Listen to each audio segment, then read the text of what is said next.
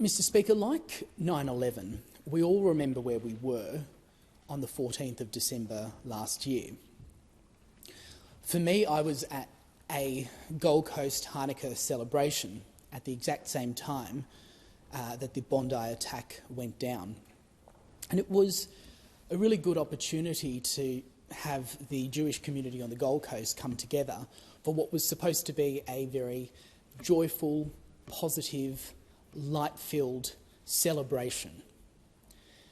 And halfway through the ceremony, I was tapped on the shoulder and informed about the tragedy that was unfolding in Sydney. And I looked around at the families, the kids, the parents, the grandparents, and the beautiful community that we have on the Gold Coast, the beautiful Jewish community that we have on the Gold Coast. And it hit me that what has unfolded in Sydney could well and truly have been something that had unfolded in that crowd. Mr Speaker, I've been speaking about the rise of anti-Semitism in this country since I entered the Parliament mid-last year. It's something that has to be stamped out, and it's something that as a country we should have taken a tougher stand against. It's something that the Jewish community has long been calling for us to do. What happened in Bondi, let's be clear, was the result of two things: anti-Semitism and radical Islam. These were the root causes. Hatred and extremism have no place in Australia, and from day one, we as the Coalition said that we would work constructively with the government to address this.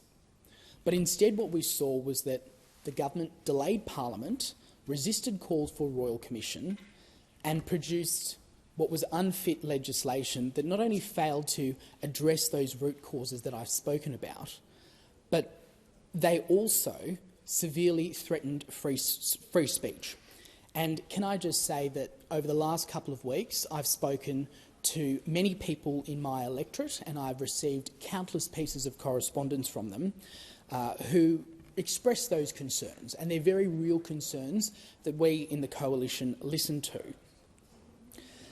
The former bill, as I said, was so unfit for purpose that even the government conceded failure. They scrapped their racial vilification laws and have left the Coalition to clean up the wreckage. Now, this new bill, which is before us now, it creates new and tougher penalties for crimes motivated by anti-Semitism and radical Islamic extremism, and it supports tougher action on radical Islamic extremists in positions of influence, specifically targeting those who radicalise or recruit people toward violent or extremist conduct. It also establishes a prohibited extremist group listing regime. Radical Islamic extremist groups like Hizb ut-Tahrir have long operated as conveyor belts to extremism. And internationally, they're banned or restricted. In Australia, they have operated without consequence and have fuelled anti-Semitism. This new bill expands the Migration Act to allow visa refusal or cancellation for spreading hatred and extremism, including for involvement in hate crime conduct, hateful public statements or links to terrorist prohibited hate groups. And this includes those who glorify violence, fuel anti-Semitism and radicalise individuals. It's in our national interest that the laws relating to cancellation and refusal of visas be strengthened to ensure that the Australian government of the day has the powers to protect the Australian people. The amendments proposed are reasonable and proportionate by the Coalition, and they will enhance the ability of the government to cancel the visas of those who engage in anti-Semitic rhetoric, Islamic extremism, which is the extremism underpinning Islamic State and other terrorist organisations, and other extremist ideologies which pose a risk of harm to the Australian government. This is not about politics, it's about community safety, confidence in the rule of law, standing with Jewish Australians and confronting Islamic extremism honestly and directly. Australians expect their Parliament to name the problem and tackle it properly, and I'm confident that we can do that today.